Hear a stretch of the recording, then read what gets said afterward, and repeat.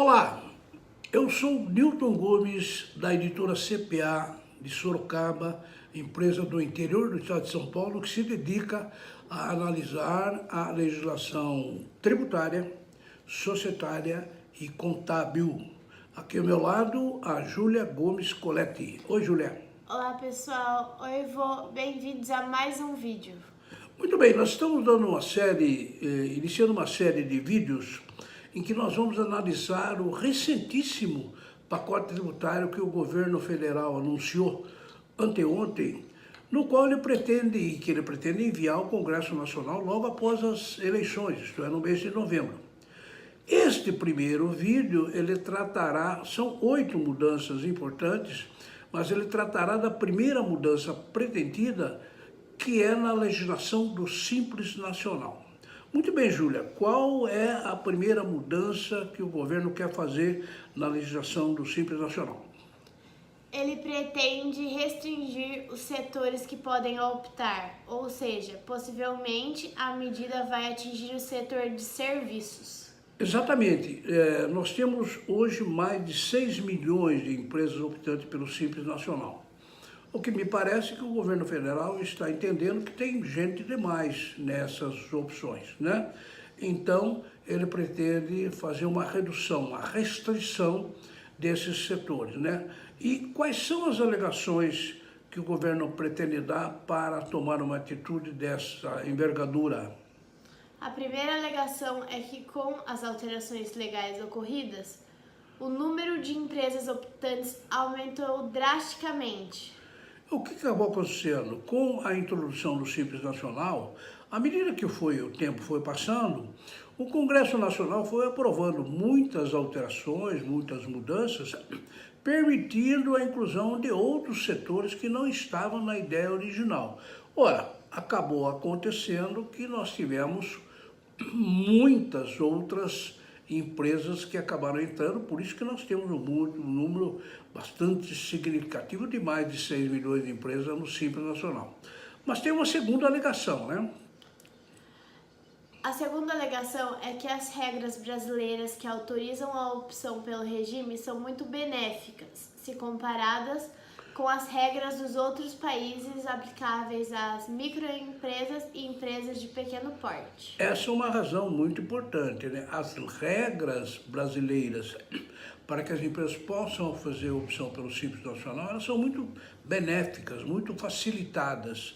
Isso, claro, inclui muitas outras empresas que acabaram entrando nisso. Por exemplo, uma situação que é bastante complicada é que existem hoje muitas empresas no Simples Nacional que exercem atividade intelectual, né? No início, isso nunca foi possível, mas à medida que o tempo foi passando, o Congresso Nacional foi alterando algumas regras e foi possibilitando a entrada de empresas que se dedicam à atividade intelectual, como, por exemplo, medicina, advocacia e outras tantas profissões liberais que todos são de atividade intelectual. Ora, com essa abertura, com essa facilitação, com o planejamento tributário perfeitamente válido, legal, muitas empresas passaram a optar pelo Simples Nacional, o que realmente causou um sem números de opções hoje excessivamente, se comparado com a mesma situação das microempresas e empresas de pequeno porte de outros países. É só comparar com outros países e verificar que as nossas regras são muito fáceis e as opções estão exageradas. Muito bem, mas nós falamos que tem uma razão, né, que é restringir os setores. Mas tem uma outra razão que o governo está usando para tentar remeter essa mudança para o Congresso Nacional após as eleições, que é qual, Júlia? Reduzir o limite anual, que atualmente é 4,8 milhões, para 3 milhões. Bom, aqui é o mesmo processo, né? Os limites iniciais eram pequenos, poucas empresas poderiam fazer inscrição. Mas o Congresso Nacional foi aprovando aumentos, e agora, em 2018, o limite é de 4 bilhões e 800 de receita bruta. Ora, isso dá uma receita de 400 mil reais por mês. Realmente inclui muitas empresas, quase médias, né, que, segundo o entendimento do governo federal, não deveria estar lá. Então, esse limite é realmente muito grande. Mas por que esse limite brasileiro de opção no Simples Nacional é grande, hein, Júlia? Por quê? Bom, a primeira alegação é que o atual limite anual de 4,8 milhões é o maior do mundo, se comparado com os limites vigentes nos demais países. Vendo como é interessante, né? A equipe do governo fez uma pesquisa em vários países para verificar a situação das microempresas e empresas de pequeno porte, que lá também tem legislações que protegem essas empresas menores. Mas se vai verificar os limites vigentes nos outros países, eles são bem menores do que os limites brasileiros, né? E, inclusive, eles afirmam com convicção que o limite de 4 milhões e 800 de receita bruta por ano é o maior do mundo. Bom, nós somos campeões mundiais de muitas coisas, menos futebol, é claro, e então tem aqui mais um campeonato que é nosso. É o maior limite de receita bruta para optar pelo Simples Nacional. A receita e o governo entendem que é alto demais.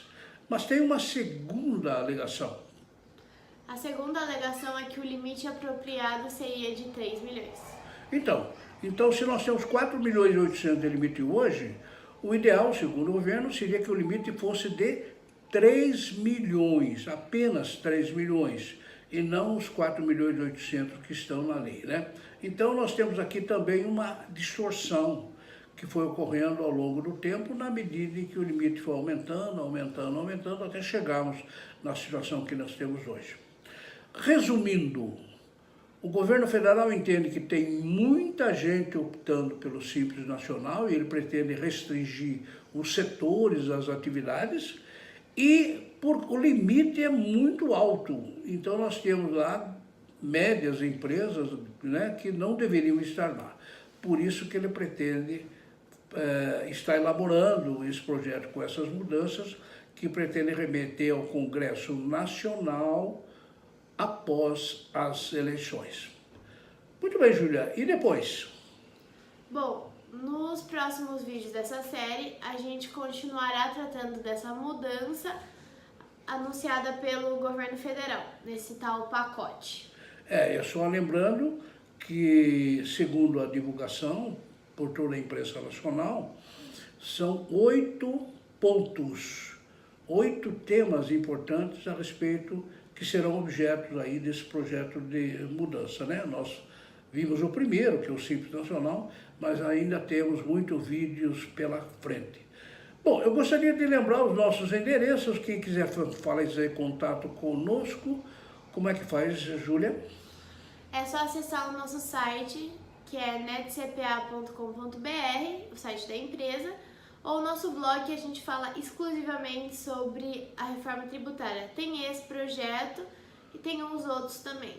Muito bem, ó, tudo que a gente gravou até hoje, tudo que a gente escreveu até hoje sobre a reforma tributária e os projetos, a gente colocou lá no blog, né? Então você tem o blog reformatributária.netcpa.com.br.